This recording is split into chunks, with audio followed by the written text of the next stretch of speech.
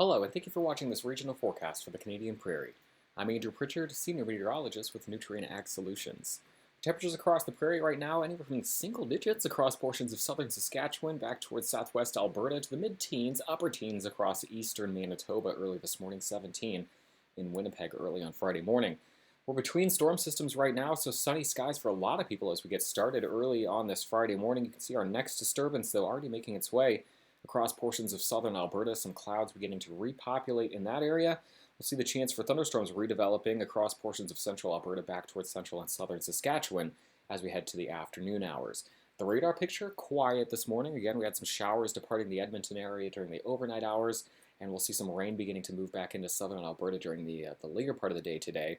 Take a look at that with the high-resolution NAM model, taking this through the weekend. We'll bring it back to Friday morning. Again, relatively quiet across much of the prairie. It's as we head into the mid part of the day today, this afternoon, start to see some of those showers possible across southwest Alberta into southeastern Saskatchewan.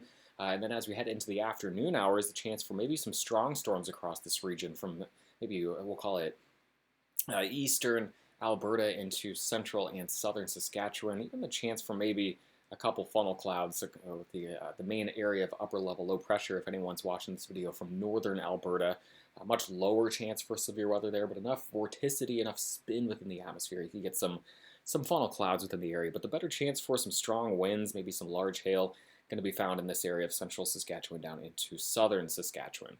Those thunderstorms could continue across parts of southeastern Saskatchewan into the overnight hours before moving into southwestern Manitoba, weakening during the overnight. Saturday afternoon, we could see a couple widely isolated showers and storms popping up across central and southern Manitoba, but likely a pretty quiet Saturday across the region.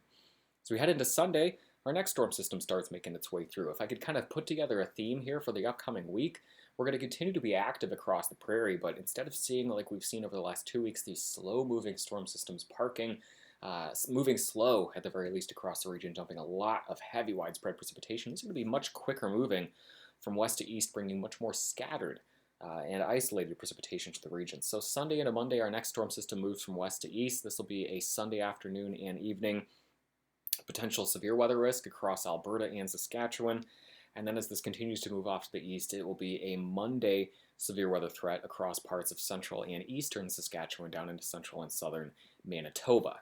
We'll take a look at the instability forecast again. This will kind of show here. We're not talking about anything off the charts as far as severe weather risks go here, but this afternoon and evening, Friday afternoon and evening, kind of watching this shaded area for maybe some strong winds, large hail, and maybe a couple funnel clouds off toward the north. As we head into Saturday afternoon and evening, again, maybe the low risk for a couple strong storms across the southern border of Saskatchewan and Manitoba. And then as we head into Sunday, we start to revamp this the severe weather forecast, moving from west to east. Again, Sunday, that risk going to be found across central and southern Alberta over into central and southern Saskatchewan, moving off to the east across portions of primarily central and southern Manitoba, but maybe arcing back into central portions of Saskatchewan on Monday afternoon and evening. So total precipitation between now and midday on Monday, heaviest off toward northern Alberta. This is where that first area of low pressure is going to kind of spin around here for kind of Friday afternoon, evening into Saturday morning. You then see the scattered nature to the showers and storms across the region, where you could see some big winners, some folks picking up maybe 40, 50 millimeters of precipitation from some of these heavy thunderstorms, other folks perhaps missing out as we head through the next several days. So as we look at the next week as a whole, the Precipitation Anomaly, the 7-day forecast from the European ensemble, again keeping the most widespread heavy precipitation, shifting it northward slightly, north of Highway 16. As you head south from Highway 16, we're not completely dry, but the precipitation opportunities become much more isolated or scattered in nature. It does look like if anywhere here is going to pick up some significant rainfall over the next 48 to 96 hours, call it part of central into southeastern Saskatchewan. That's maybe the part of the prairie, the primary prairie region, the ag belt, that could pick up maybe some excessive precipitation from some of these slower moving thunderstorms. But generally, as we talk about the areas along and south of Highway 16, not a completely dry week ahead, but a much more isolated and scattered hit or miss precipitation week ahead. We can kind of track that here at the European model's precipitation forecast. We'll watch each of these systems making their way across the region. Here's the first one making its way from west to east today into Saturday morning. We'll take this is now midnight tonight. into Saturday sunrise. That precipitation now kind of along the Saskatchewan-Manitoba border. We get into Saturday afternoon and evening and beginning to quiet down for much of the prairie, even as we head into the day on Sunday. By late in the day Sunday, expect to see some of those showers and storms popping up again across parts of Alberta and Saskatchewan, moving from west to east quickly. This would be then a Monday problem for Saskatchewan and Manitoba.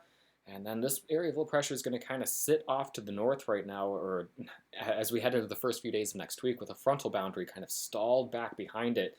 We'll eventually see a little disturbance making its way across that boundary here as we head later into the week, maybe Thursday and Friday. But as long as that frontal boundary is there, you can't rule out a few showers and storms even as we head through the day Tuesday and Wednesday. So certainly a drier next 7 days as we talk about the prairie, but still rather active and still keeping those opportunities for some precipitation in the forecast. So as we look at the probability of 1 inch or 25 millimeters of precipitation or more over the next 7 days between now and July 17th, again, that risk much higher as you head north of Highway 16. Very low risk or very low probability of picking up more than 25 millimeters of precipitation. Again, until you head into maybe southern, southeastern Saskatchewan, maybe an opportunity for some heavier rain there. But as I expand this and open it up to really measurable precipitation, the probability of getting more than 1/10 of an inch or more than a few millimeters of precipitation, just about everyone across the Prairie has the high probability of at least getting some precipitation in the form of some scattered showers or storms over the next 7 days. Looks like the driest spot going to be probably southern Alberta here. Looks like maybe a shot for some rain here late tonight into tomorrow morning, but pretty sparse opportunities as we head to the next 5 to 7 days in this very localized area. So we'll track the ridge here. We're going to see a bit of an up and down temperature swing in some areas, and I'll show you the reason for that. We're looking at 500 millibar height, the height pattern here across the prairie, across Canada into the northern U.S. As we get started here, here's our little quick moving ripple. You see these little ripples within the flow. These little disturbances, this is what kicks off the shower and storm opportunities. So this is the time valid on this map is midnight tonight into Saturday morning, and that's where we expect to see those showers and storms in advance of that little ripple. That's the little disturbance moving up and over the top of the ridge across the U.S. The next wave comes moving in here Sunday into Monday. You see this big trough in the jet stream right now. Out ahead of that, that's where we expect the most widespread shower and storm activity. But as we kind of back this up, as this little piece of ridging moves into the prairie, we're going to see quite warm temperatures along and south of that ridge over part of the weekend into early next week. Before this trough moves in here as we get into Monday and Tuesday, and with that trough comes a much cooler temperature. So a bit of a temperature rise as we head into the weekend before things reset downward heading into the early part of next work week. So here you see that Calgary, 26 for the high on Saturday, 20 for the high on Sunday. So here's where the ridging moves in. Here's where the troughing moves in. We look at Edmonton, a similar picture here, 25 on Saturday down to 18 on Monday. Same thing in Regina, but a day later, Sunday, 28 for the high, 21 on Monday. Saskatoon, here's your next 7 days. Here's that little reset here Sunday into Monday. And then Winnipeg off to the east, we're keeping things a little more steady, highs in the mid to upper 20s over the next 7 to 10 days. I hope you have a great day, a wonderful weekend, and I'll talk to you again once again on Monday morning.